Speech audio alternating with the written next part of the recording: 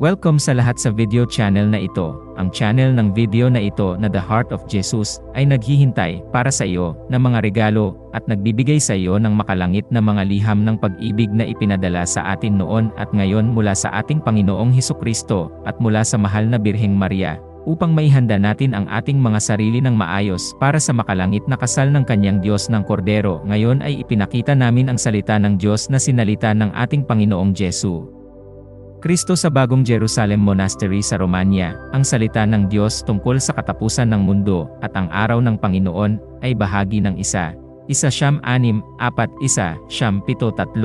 Hawak ko ang isang banner na may nakasulat na, The End of All. Mula nang ako ay isilang ay ipinahayag ko na ang salitang ito, ang balitang ito. Huwag isipin ng sinuman na ang salitang ito ay kasinungalingan.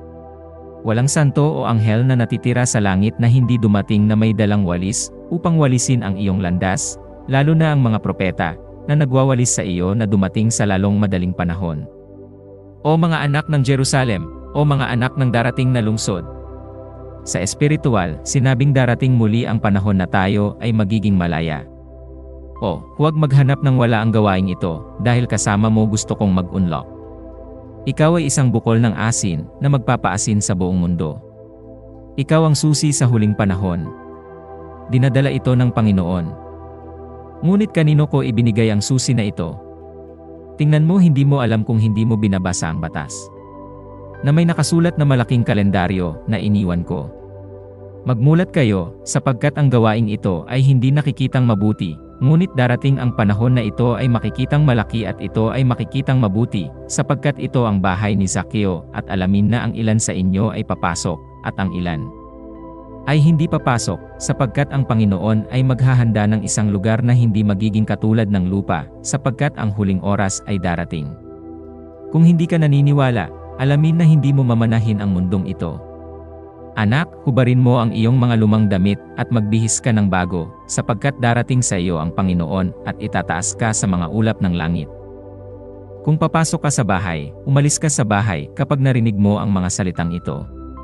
Kung ikaw ay nasa bukid, umalis ka sa bukid kapag narinig mo ang bulong na ito. Bumangon at sumunod sa akin. Kung pupunta ka sa itaas, huwag kang bababa para kumuha ng kahit ano sa iyong bahay. Halika na! Sa aking mga bulong, tumayo ka. Anak, magmadali at sumunod sa akin. Kung ikaw ay nasa aking mga paglilingkod, hanggang dito ay pinahihintulutan ko sa iyo na humingi ng pagpapala mula sa akin sa iyong paglalakbay, dahil sa aking mga bulong ay dumadaing ang lahat ng impyerno, at sa aking mga salita ang lahat ng impyerno ay natatakot, dahil sa aking tawag ay babangon ang lahat ng impyerno. Ngunit mag-ingat, Kristiyano, kung paano ka pupunta, dahil ang iyong mga bansa ay darating sa iyong paraan at pipigilan ka. Huwag sabihin sa kanila ang aking mga bulong. Sumunod ka sa akin. Alam mo kung paano ang oras na yon, na kahit ang iyong pinakamamahal na kaibigan ay hahadlang sa iyo na malate. Huwag maging matigas ang ulo, dahil tatawagin ko kayong anak ayon sa aking puso at mamahalin ko kayo gaya ng hindi ko kailanman minahal kahit kanino. Sa itaas ng araw ng muling pagkabuhay ay tatawagin kita. Sa itaas ng kaarawan tatawagan kita. Sa itaas ng pagsilang ng unang lalaking tatawagin kita. Lumapit sa akin, ang mula sa plano, ang taong mula sa simbolo, ang taong mula sa kasalukuyang panahon na hindi nakalimot sa lahat ng nangyari. Na hindi nakalimot sa iyong Ama, na tinatawag na Diyos, at sumunod ka sa akin ng lahat ng mayroon ka, at walang humiwalay sa iyo mula sa banal na katotohanan. Lumapit sa akin, para sa kung gaano kaganda sa tingin mo kapag tinawag kita. Ngayon ay kinuha ko ang mga pinagputulan mula sa lahat ng mga gawa na ginawa sa simula, upang pagsamahin sila sa isa't isa. Iyon ay, simula hanggang wakas, ngunit mahirap para sa akin na pagsamahin sila sa isa't isa, dahil ang wakas ay naging dayuhan hanggang sa simula. Panahon na ng wakas at walang sinuman ang magiging karapat-dapat na gumawa sa iyo ng anumang kabutihan, na dumating ang isang pangit na lalaki, at bumulong sa tainga ng mundo ngayon na ang mga patay ay hindi na kumakain.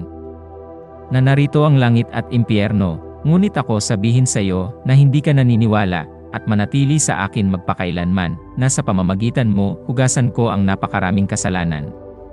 O, gaano karami ang darating at maghahangad na sirain ang gawaing ito. Ngunit hindi nila magagawa sapagkat may darating mula sa silangan, at mula sa kanluran, at mula sa timog, at mula sa hilaga ng mga nilalang na hahanap sa akin pagkatapos.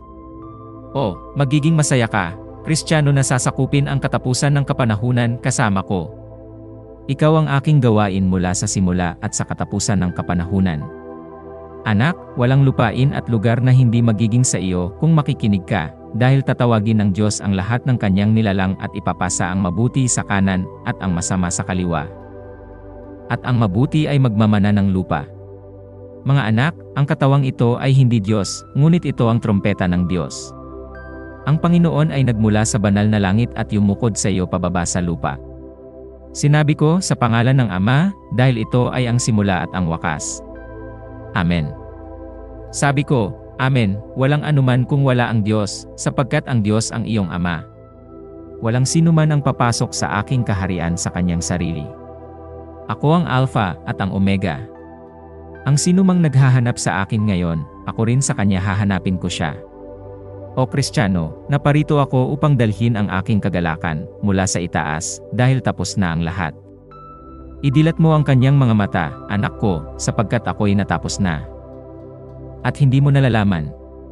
Masakit para sa taong hindi natuto ng mga salita ng Panginoong Jesucristo. Ang pagtakas ng mga makasalanan ay dumarating upang magtago sa mga kuweba at sa mga siwang ng mga bundok. Masakit na hindi mo sinunod ang aking mga turo. Nabubuhay ka at sinasabi mong namatay ka, ngunit para saan ko ibinuhos ang aking dugo? Sasagot ka kung mamatay ka. May punto tayo, mga anak, ngunit walang nakakaalam nito. Bakit hindi dumating ang banal na espiritu upang bigyan tayo ng higit na patnubay, sabi ng ilan, napakabuti, na ngayon ay ginagawa ko ang gusto ko, sabi ng iba. Anong mabigat na sakit ang ipapakita sa atin ng puntong ito?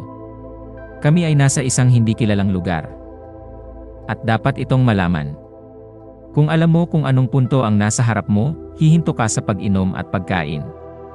Mga anak, nakilala natin ang mga kabayo ng Antikristo, ang mga kabayo ng Apokalipse. Nakasalubong natin ang dragon na nilalamon ang lahat at nilalamon din kita kung hindi ka tapat sa akin. Katotohanang sinasabi ko sa inyo, marami sa inyo ang hindi tatanggap ng kamatayan, ngunit sa katawan ay tatanggapin niyo ang Panginoon. Napakaganda ng araw ng wakas kung kailan magtatagpo at tatanggap ang langit at lupa. At gaano kalungkot kapag ang mga maswayin ay humiwalay sa iyo at sa akin at ihiga ang kanilang mga ulo. Daniel, saliksikin ang banal na kasulatan at tingnan kung anong punto ang nasa harapan natin. Ang puntong ito ay isang simbolo, ang punto na nasa harap ng buntis, na nakatayo habang ang kanyang mga paa ay nasa buwan at manganganak, at may nagbabantay upang malaman kung kailan siya manganganak, upang lamunin ang sanggol, upang ang ginawa ay hindi na magawa sa pamamagitan ng Panginoong Jesucristo. Ang puntong ito ay ginawa, at may nanonood kaya kahit ngayon ay itinigil ang hula. Pagkatapos nito ay dadami ang mga propeta. Marinig mo na ang Diyos ay gumagawa doon, huwag kang pumunta sa kabila, maririnig mo na ang mga patay ay bumabangon, huwag kang pumunta, sapagkat ang mga ito ay hindi aking mga propeta, at dinadaya kanila. Tandaan, wala na ang trabaho. Siya ay nasa Vladimiresti. Siya ay nasa Maglavit, siya ay narito at siya ay nasa Arseniboca din, ngunit ano ang kanyang ginawa doon? Mag-ingat na mabuti, sapagkat marami ang tumalikod sa matuwid na hula, at hindi na nagsasalita ng katotohanan. Tulad ng hula na ito ay hindi at hindi magiging. Maging tapat at manggagawa hanggang sa huling pagkakataon. Narito ang darating, kung paanong tinalikuran ng ninong ang kanyang anak, si Satanas, kaya tatawagin kanya at sasabihin, tinalikuran mo na ba ang Diyos, ang dagat na pula ay tinatakasan ang may matibay na pananampalataya. Ano ang nangyari kay Moses? Ano ang nangyari kay Abraham? Anong nangyari kay Eliha? Anong nangyari kay Noah? Ikaw ay higit pa sa mga ito. Aking Ama. Ikaw ang huli, ikaw ang katapusan ng panahong ito. Malapit nang makita na mayroong isang Diyos at isang gawain at isang plano. Buksan mo ang iyong puso, sapagkat ang apoy ay nagmumula sa Sodoma at Gomora. Tulad ng bukas ng umaga makikita mo ang apoy na nagnininga sa iyong bahay, at kung paano ang lahat ng mga baka ay sumisigaw at tumatakas sa takot na may apoy sa kanilang mga likod. Tumingin ng mabuti, dahil ang mga nakikita mong walang laman, at nakikipag-usap sa mga batang lalaki, hindi mo na sila makikita muli, dahil ang mga iyon ang nagdala ng wakas sa lupa. Mga anak, huwag niyong hayaang makapasok ang mga bagay na ito sa inyong mga tahanan. Huwag hayaang makapasok ang apoy sa inyong tahanan. Naway makita ng Diyos ang tanda sa iyong bintana na maaari kang makatakas. At kung papasukin mo ang iyong mga hubad na anak na babae, at ang iyong mga anak na lalaki tulad ng sa Sodoma, ng mundo, sa gayon ay hindi ka makakatakas, at ang iyong bahay, at ang iyong baka, at ang iyong mga ari-arian ay masusunog. Ito na ang katapusan ng mensahe. Ngayong araw, pagpalain ka nawa ng Diyos at panatilihin kang malapit sa kanyang sagradong puso. Amen.